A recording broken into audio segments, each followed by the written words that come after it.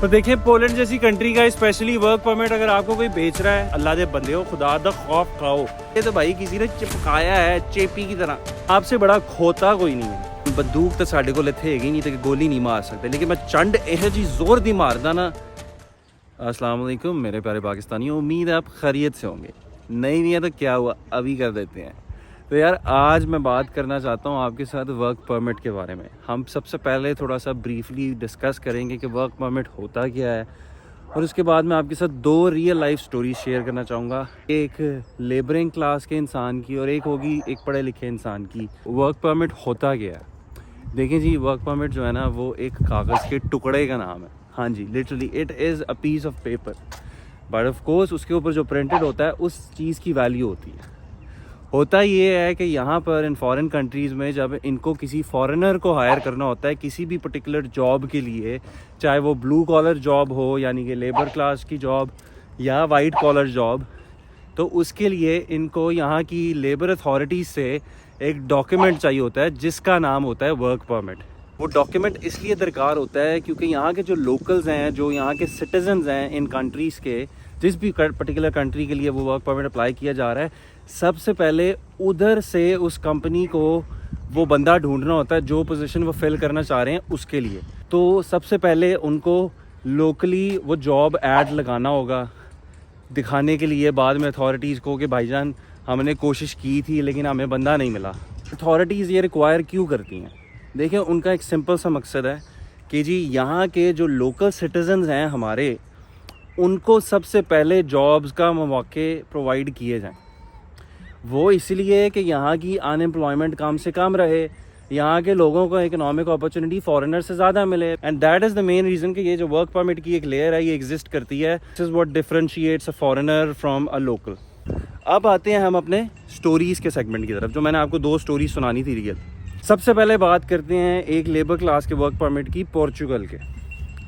आज से कुछ 1.5 साल पुरानी बात होगी। मेरी एक दोस्त ने मुझे कांटेक्ट किया और उसने मुझे कहा कि उसके घर पे एक मासी काम करती हैं और उस मासी के जो हस्बैंड हैं उन्होंने किसी से वर्क परमिट बनवाया पोर्चुगल का, तो तुम ज़रा चेक करके बता सकते हो कि ये वर्क परमिट वैलिड है? तो हमने कहा जी 007 भेज दें आप, हम चेक करके बताते हैं आपको। मेरे पास वो डॉक्यूमेंट आया। सबसे पहले तो वो PDF फॉर्मेट में था।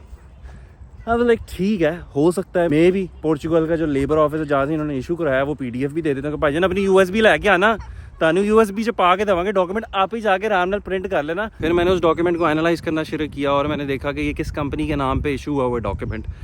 तो वो कंपनी को मैंने सर्च किया गूगल पे, उसकी वेबसाइट थी, उसकी वेबसाइट पे गया। वेबसाइट बड़ी को बेसिक सी थी।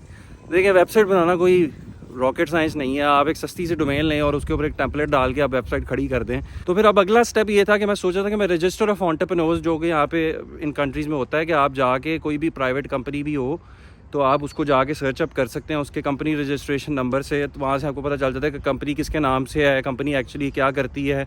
वहाँ से आपको थोड़ा सा अंदाज़ा हो जाता है कि कंपनी कितनी जेन्युइन है। तो खैर इससे पहले कि मैं वो काम करता, मैं एक्चुअली वो नंबर कॉपी करने के लिए जा रहा था उस PDF पे, and I am scrolling my mouse over the PDF, और उस पर जो लोगो लगा हुआ था ना उस अथॉरिटी का, फॉर्चुनेटली और अनफॉर्चुनेटली फॉर द पर्सन जिसने वो वर्क परमिट इशू किया था, अब वो लोगो जो अगर आपने चिपकाया हो उसके ऊपर तो वो आपको दिखा देता है कि इसका पाथ क्या था। अब क्योंकि मैंने आपको शुरू में बताया था कि वो एक PDF डॉक्यूमेंट था, ना कि स्कैंड PDF डॉक्यूमेंट, तो इसका मतलब कि वो एक डॉक्यूमेंट बना के उसको सेव एज PDF कर दिया गया था। तो जब मेरा माउस उसके लोगो के ऊपर गया, जो अथॉरिटी पोर्चुगल की अथॉरिटी का लोगो था, उसके ऊपर लिखा हुआ है C.user/logo, and that was it. वहाँ से मुझे पता चल गया कि ये तो भाई किसी ने चिपकाया है चेपी की तरह, and that was a fake work permit, and I am glad कि I was able to help that man, और उनकी बचत हो गई। वरना लोग इतने बेवकूफ़ी करते हैं कि पहले पैसे दे देते हैं, फिर वर्क परमिट आता है और फिर वीज़ा अप्लाई होता है और पता चलता है कि वर्क परमिट ही 2 नंबर था, तो तानू वीज़ा किधरों लभना है। खैर इस स्टोरी को यहीं पर रैप अप करते हैं। अब आते हैं दूसरी स्टोरी की तरफ। हमारे एक काइंड ऑफ नेबर हैं, उनके बेटे ने, उसने मुझे कांटेक्ट किया कुछ अर्सा पहले और उसने मुझे कहा कि यार मुझे ना पाकिस्तान से बाहर आना है। और मैंने अपनी डिग्री जो है वो साल 1.5 साल करके छोड़ दी थी, लेकिन मैं फिर भी सॉफ्टवेयर डेवलपमेंट करता रहा हूँ और मेरे पास सॉफ्टवेयर डेवलपमेंट का अच्छा भला एक्सपीरियंस है। अब सबसे पहले तो एक आपको थोड़ा सा बैकग्राउंड बता दूँ। He was rather from a well of family, मतलब कि अपर मिडिल क्लास वाली फैमिली के घर में 2-3 गाड़ियाँ और माशाल्लाह अच्छा बड़ा घर। तो फिर उसने मुझे बताया कि वो इटली का कोई अप्लाई कर रहा था, उसका सीन नहीं बना, अब वो आयरलैंड का कुछ देख रहा है। तो मैंने उसको ऑप्शन दी कि तुम ना पोलैंड आ जाओ, स्टूडेंट वीज़ा लगवा के बैचलर्स का, क्योंकि तुम्हारे पास सॉफ्टवेयर डेवलपमेंट का एक्सपीरियंस है। यहाँ पे आने के कोई 6 महीने साल के अंदर मैक्सिमम तुम्हें नौकरी मिल ही जाएगी कोई ऐसी सॉफ्टवेयर डेवलपमेंट से रिलेटेड, और उसके बाद तुम अपनी स्टडीज़ छोड़ देना। और पोलैंड आने का इसलिए कह रहा हूँ क्योंकि यहाँ पे तुम्हारी फ़ीस बहुत थोड़ी लगेगी, 2-2.5 हज़ार यूरो से ज़्यादा तुम्हारी पर सेमेस्टर की फ़ीस नहीं होगी। उसके बाद तुम्हें अगर यहाँ पे नहीं भी मज़ा आ रहा होगा तो तुम किसी दूसरी कंट्री में चले जाना। खैर उसको मेरी बात कुछ हद तक समझ आ भी रही थी और कुछ हद तक समझ नहीं भी आ रही थी।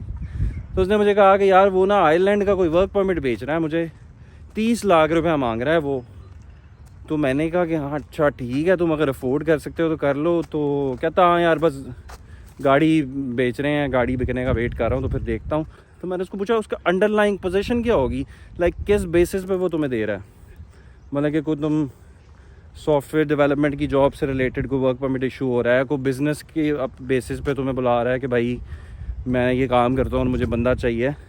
तो फिर इसने मुझे बताया कि भाई वो कोई लेबर जॉब के लिए वर्क परमिट मिलेगा 30 लाख का आयरलैंड का।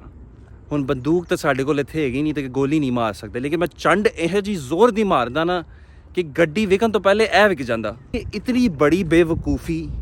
ठीक है आप यूनिवर्सिटी नहीं गए, लेकिन आई स्टिल अज्यूम कि आप एक पढ़े लिखे इंसान हैं, क्योंकि आप सॉफ्टवेयर डेवलपमेंट कर रहे हैं भाई, और आपका कोई ताल्लुक किसी गरीब घर से भी नहीं है कि आपके पास इंटरनेट नहीं आया तो आपको पता ही नहीं कि दुनिया चल कैसे रही है। खैर मैंने फिर उसको कन्विंस करने की कोशिश की, भाई पागल ना बन, तुझे अगर यहाँ पर डिग्री के लिए नहीं भी आना, हालांकि तेरे मैक्सिमम यहाँ पे आने के लिए और साल का पूरा कुछ ज़्यादा से ज़्यादा 10 लाख लग जाएगा तुम्हें। अगर फिर भी आयरलैंड का सोच रहे हो 30 लाख देना, तो चलो तुम एक काम करो, मुझे अपना अपनी CV भेज दो, मैं यहाँ पर कोई रिक्रूटर्स ढूंढ के उनसे रब्ता करके तुम्हारे कोई जॉब्स का देख लेता हूँ, क्योंकि यहाँ पर पोलैंड में सॉफ्टवेयर डेवलपमेंट की स्पेशली बहुत डिमांड है।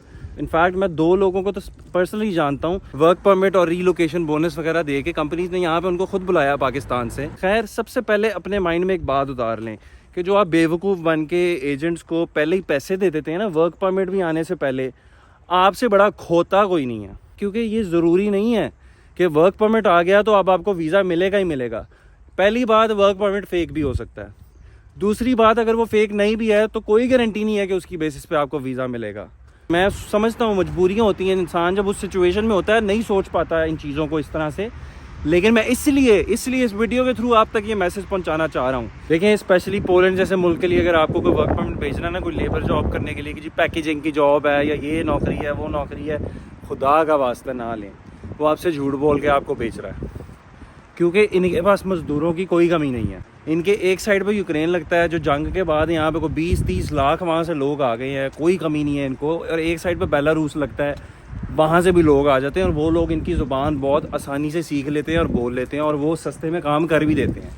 तो इनको पाकिस्तानी या इंडियन को बांग्लादेशी मज़दूरों की कोई ज़रूरत नहीं है। इन दी एंड मेरा रोज़ा खुलने में कोई 10 मिनट रह गए। अगर अभी भी कोई सवाल आपके दिल में रह गए हैं तो प्लीज़ कमेंट्स में मुझे बताएं वो सवाल, मैं उसका रिप्लाई करने की कोशिश करूँगा। और आप लोग प्लीज़ मुझे मैसेज करके ये ना कहा करें कि भाईजान पोलैंड का सुनाओ ज़रा, वो की सुनाता मैं पाई वीडियो च वही तो सुना रहे हैं।